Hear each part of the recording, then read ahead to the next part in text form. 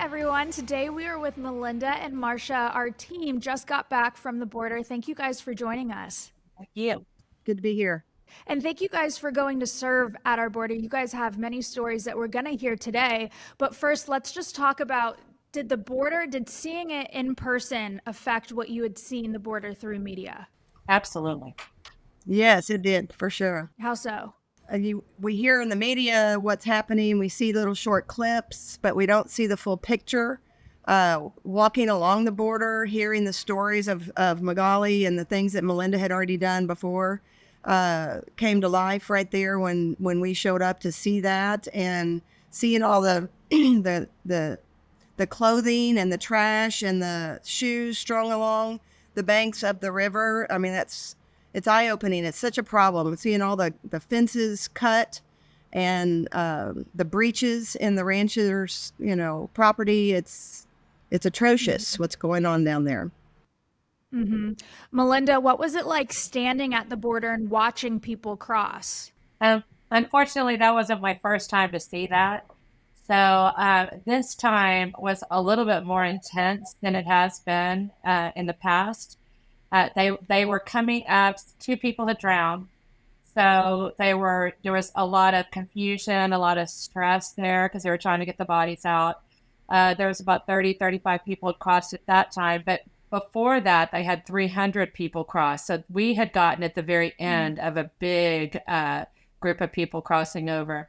And then they walked right past us, and I just said, "Where are you from?" And they're from Venezuela. And that is a huge red flag. Here in Texas, we're having a lot of violence from Venezuelan gangs and issues like that, especially in Dallas.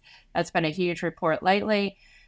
We saw some children that obviously, they looked like they had been drugged. They were not, the one little girl her arms are just flapping. And we've heard many reports of them drugging children to bring them over. And unfortunately, when we talk to the Border Patrol, they're just as frustrated as we are. And that's what every time I've talked to Border Patrol, they're just so frustrated. And the gentleman said, yeah, this is, there's 300 that have come across already this morning. And then 500 on Magali's land that she knew of last week, 500, and then another day, 200. And then the Border Patrol said, and 5 Iranians got through. We know for a fact 5 Iranians got through. So we're talking about safety for our nation, safety for our citizens, and we are certainly not seeing it. Mm-hmm. When you mentioned that a young child had been sedated, what happens to that young child after they come across U.S. border? Well, we're hearing many, many, many reports of sex trafficking. Obviously, there's human smuggling going on at the border. Why we went down there was to help with Sheriff Coe, and Marcia and her team said, "Hey, I want to go. I want to help." And we're like, "Thank you." And so we had 7 come in on Friday to help with an auction on Sunday, an auto auction that Sheriff Coe was having in Kinney County. Every single automobile, vehicle, trailer that they sold was from human trafficking. So these people are coming across the border looking for a brighter future, thinking some of them are coming for nefarious reasons. Some of them are coming because they're told there's a brighter future. And they're coming over and being sold into trafficking. And it's crimes against humanity. It is wrong in every way. And yet we're seeing it over and over and over. And even coming into our cities, I'm in the North Texas area. We're seeing it coming into our North Texas area. We had a meeting with our sheriff the other day. Sheriff Murphy came to speak at a meeting. He shared that they made one drug bust. They made many drug busts, but this one drug bust that they made, there was enough fentanyl to kill everybody in the state of Texas, every man, woman, and child twice, not just once, to kill them twice. That's how much, and that's just one drug bust, and that's coming across our border. So. Mm-hmm. Now, Marcia, you had a video where you were walking alongside the famous wall. What was that like? I had seen that wall before in a different area, but I had not seen it there in Del Rio. There's so many little sections of wall that are unfinished there. My understanding is the current administration has started to rebuild that wall again. They're starting to realize that maybe we should have done this, because we've got such a problem. We also saw the buoy in the middle of the river that is just in little sections. I'm assuming those are in sections of some of the deepest areas of the river because people are drowning, and we're hearing reports of that as well. But it's good to know that they are going to be finishing the wall. I do think that will help deter some of what is happening. But the fact of the matter is, we're watching them at the border crossings, at the checkpoints coming across. We saw people on top of rail cars. I think you saw some video footage of that the DPS is actually helping them down from the rail cars into our country and then going and processing them. Their hands are tied. We've talked to the DPS officers down here, and they're doing all that they can, but they can't do what they want to do. Their hands are tied. They are trying to keep people safe and secure. And, I guess jumping off of a rail car versus having a hand down is a better solution for that. But it's still, like Melinda said, we are seeing this influx into our country, into our state. My sister's a teacher, and the amount of students that are coming into school this year that are from these crossings is overwhelming to the teachers even. So we're seeing it in the hospitals. I'm here at the hospital now visiting with my father, and I'm seeing right here in Arizona, I'm seeing the problem here. We see it in Texas. We're seeing it all over our country. So we've got to do something about our border. We've talked to our governor.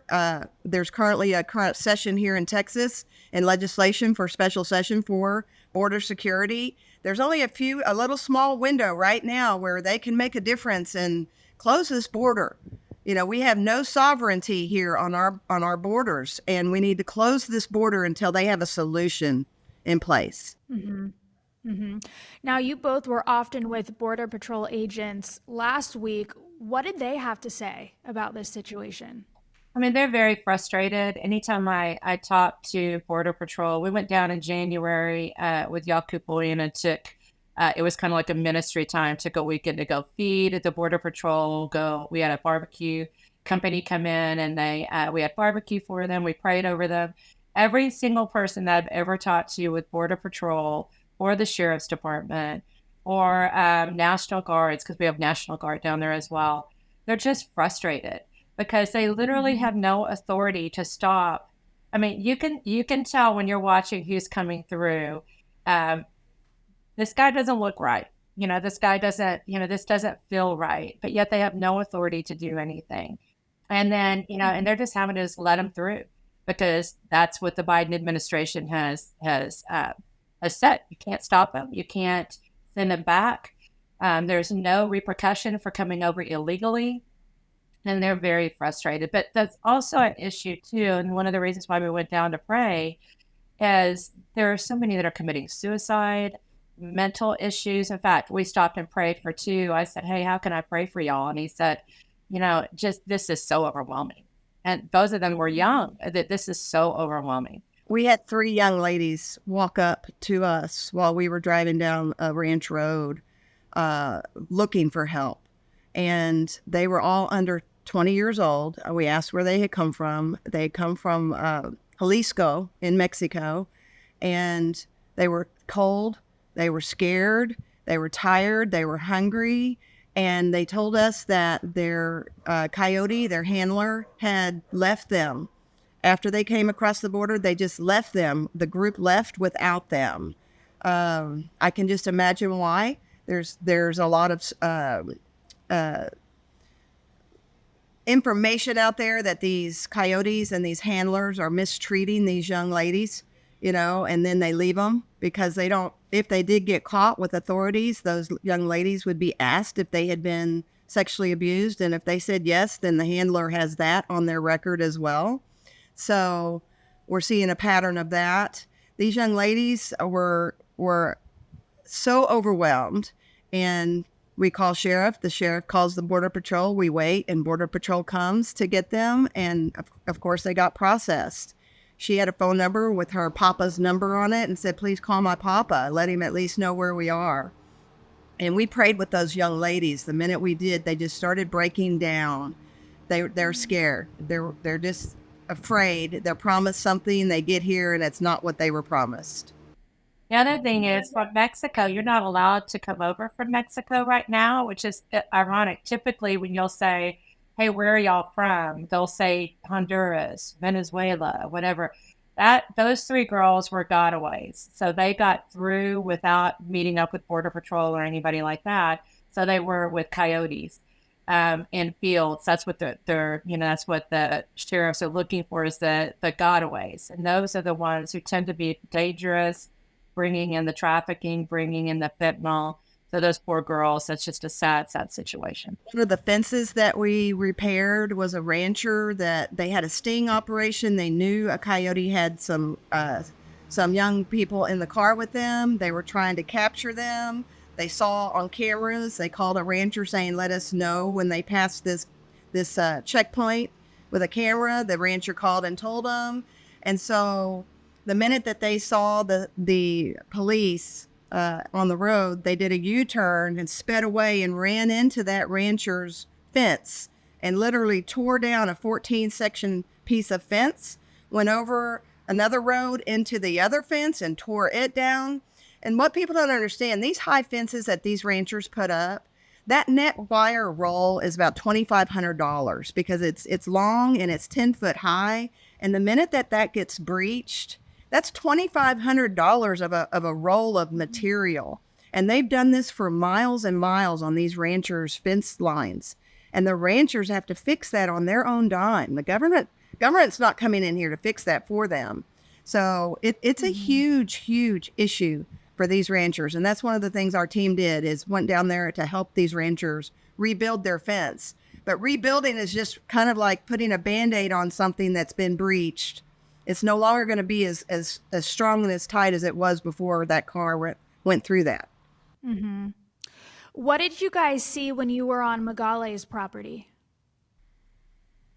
Magali, that wasn't the first time we've been on Magali's property. She's a dear friend of ours, and I love Magali. The reason why we did this mission, to go and help, was because Lieutenant Colonel Alan West said, hey, could you go help out in Kinney County?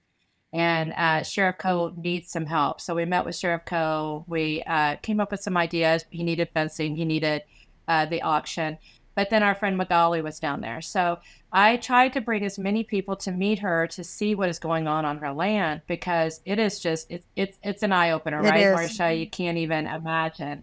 They have taken over her land. First, she let them come in because, everybody in that area of Eagle Pass, all these farmers, she has a 400-acre pecan farm. They needed protection because so many people were coming over. Right in front of her land are the buoys that you see in every picture. If you see the buoys, that's Magali's land. Mm-hmm. That's where they very first put the buoys. It's the only place that I know that they have the buoys right now. So, but then they closed her off to where she could not go to the river. She could not fish. They bought the land so that they could fish on the river. And so they've completely closed her off. They've completely destroyed that section of land, which is acres of land. And then, thousands of people are coming across the border right there. And it's devastating to see what they've done and how they have treated her. Mm-hmm. Backing up a little bit, could you repeat that fentanyl statistic that you spoke about earlier? Our sheriff in Denton County pulled over one car for, it was a suspicious, pullover. They knew that something wasn't right. Pulled over one car. There was enough fentanyl in that car to kill every single Texan, every man, every woman, every child twice. That's how much.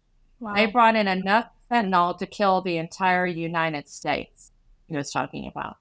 And so that's the scary part, that we're not only dealing with sex trafficking, human trafficking, but we're dealing with drugs that could literally annihilate our nation. Mm-hmm.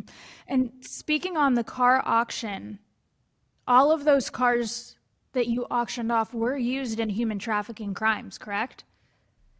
Yes. That's what we were told there. We actually went after we left you, Melinda, and went and walked through the cars that were still on that property that they had not auctioned off yet. there were hundreds. There were hundreds of cars. Some of these cars were brand new cars. They still had all of their personal property inside these cars, and you could tell just by what was in the cars that they were being used for sex trafficking. And we also saw a trailer, and Matt, the guy that was showing us around, told us that this cattle trailer was being used and set up, and they had handles in there to be used for trafficking people inside the trailer. They had 3. They sold 3 that weekend. 3 of the trailers were used for human trafficking. And then by Tuesday, they already had 5 more cars that they had confiscated for human trafficking. So this was Saturday. While we were there, 5 more cars were confiscated because of human trafficking. It is a huge issue. So when Border Patrol pulls somebody over and they suspect that human trafficking is going on, they confiscate the car. If there's a loan on the car, they try to get the company to come pick it up. That's the goal. So then this auction, people came and purchased these cars and the money went back to the sheriff's office? Went back to help the farmers, went back to help the county. They go through a process. They told us they first find out who owns the car. They reach out to see if the car's been stolen. A lot of times these cars have been stolen from other people, in a restaurant on a highway, and gutted out and the back seats removed so that they can get more people in. We saw that. We saw a lot of these cars that have no back seats, or the trucks, no back seats, so they can get either more drugs in, more people in. So we saw a lot of that. And then they find out who owns if the car is still has a note on it, they call the bank and ask the bank, do they want to come and confiscate the car, take the car? And if they don't show up and they've done all of their due diligence, then it's auctioned off. They've had to hire an entire full-time employee to manage this car problem now. Wow. Over the couple days that you guys were there, how many people would you estimate that crossed our border? Well, the first day we saw 25 right then. The second day y'all saw 300 on Magali's. That's probably 500 I saw. But they were saying that over the last week, at least a few thousand at least. Because remember, right there in Eagle Pass, it's not just one place, it's several different places. So, 700 in just 2 days that Magali saw. And then 300, that's 1,000. And then all the people that she did not see, we did not see. There's thousands that come through. And the coyotes know not to go on the main roads. I-10 and I-35 corridor are the 2 main roads out of Mexico into our country. So they know now to go into these ranchers' properties is the only way that they're not going to get caught. And what's happening is they'll set up tents on the ranchers' properties, some obscure place. And then at night they move. They move at night. Could you explain to me, Melinda, you mentioned that people are not allowed to cross our border if they're coming from Mexico. Could you elaborate on that? You're not allowed to come in unless there is a crisis in that nation, in that country. So like Venezuela, you could. Some of the countries that are having major issues, that's when they're allowed to come over. But Mexico, you're not allowed to come over if you're from Mexico. So that's why we've seen, like in January, you'll see everybody drops everything, all of their identification, all of their information. They are a person with no identity. So when we find dead bodies on the border, there's no identity on these people. So we have graves that are just unidentified graves in these towns. Eagle Pass, they'll call and say 2 dead last Tuesday, 2 dead. So they go dig a grave. They don't know who these people are. They put them in so anybody in Mexico, anybody in Venezuela, anybody in Honduras, we have people coming in from the Middle East, from China, from Russia, all over. They have no IDs. So the people who love them, their parents, their wives, their husbands, or whatever, have no idea what happens to these poor people who come over to our country. It really is a crime against humanity. It really is. So. Did Border Patrol ever mention to you anyone from Hamas? Yes. Or Palestine who were That's coming what they over? were saying to us, the 5 Iranians that came over. Well, and we were there in Eagle Pass and saw news on Fox News why we were there, saying that Hamas was on the border there at that crossing, that they had confiscated some of the Hamas people there on the border. I didn't witness it, but we heard of it. It may be the 5 that they were talking to us about, but the one thing that he was saying that to Border Patrol were saying is that's just who they saw. There's no telling who has come through. And so no doubt that yes, they have come through. What can citizens do across the country to call on our government to close our border? Start calling. Both Marcia and I are passionate about calling your congressman, call your senator, House of Representative. I had a meeting yesterday with somebody from my senator's office.